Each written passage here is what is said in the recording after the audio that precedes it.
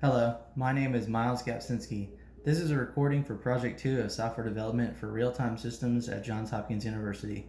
This project involves reading temperature data from a sensor at a periodic rate of 10 seconds and storing the temperature so that it can be transmitted over serial, which is our USB port here, to a host machine at a later time.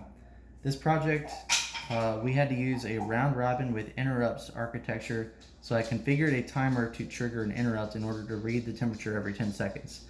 My circuit contains a TMP36 sensor, which is here, and that's connected to an analog pin, as you see right here, that gets read by the timer ISR that I've set up. And I also have two push button switches here and here, which are connected to these digital pins here. And those trigger interrupts on a rising edge. These switches allow me to command the program to switch between storing and transmitting temperature data. This push button tells the Arduino to periodically read the sensor data, convert it to Fahrenheit from Celsius. Well, it actually comes in as an analog value, and that gets converted to Celsius and then Fahrenheit. And then it stores the temperature into the EEPROM so that it can persist when I turn the board off. And then this button here tells the Arduino to read the temperature values in the EEPROM and transmit them over serial USB to a host machine that's connected. One thing to note about the EEPROM is that on the Uno, there's only 1 kilobyte of EEPROM, so I decided to scale and convert the floating point temperatures to an integer before I store it in the EEPROM. And the reason I did this is it allows me to store each temperature value in 16-bit increments rather than 32-bit increments for a float, which enables the program to store roughly double the amount of temperatures in the EEPROM.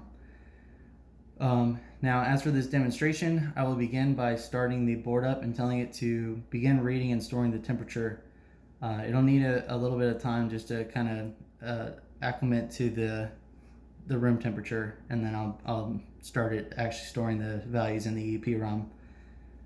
After that, I will then place the Arduino in the refrigerator for 5 minutes and let it record from within the refrigerator.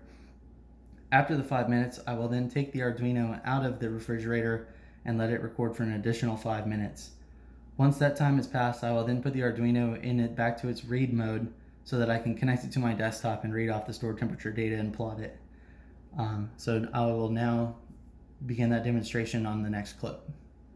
So now I'm starting the actual demonstration where I will plug in the board, let the sensor kind of acclimate to the room temperature, then I'll begin the reading and place it in the refrigerator.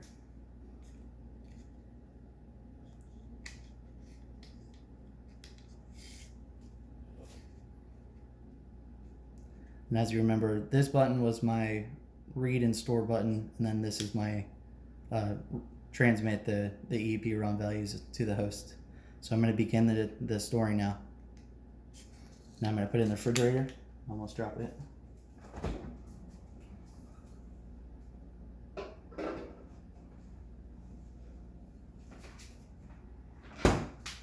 And now I'm going to wait for 5 minutes.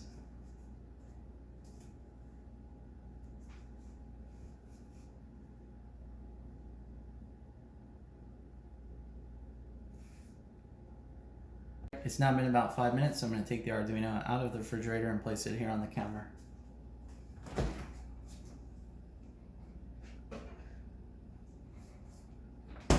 Now I'm going to let it run for another 5 minutes, and then I'm going to tell it to stop storing values in the EEPROM. It's now been about 5 minutes since I took the Arduino out of the refrigerator, so now I'm going to tell it to stop reading the temperature data and storing in the EEPROM. And now I'm going to take the Arduino upstairs and connect it to my desktop so that I can transmit the data off of it. Alright, I'm now going to connect the Arduino to my desktop and then show you the transmission of the temperature values to the host machine.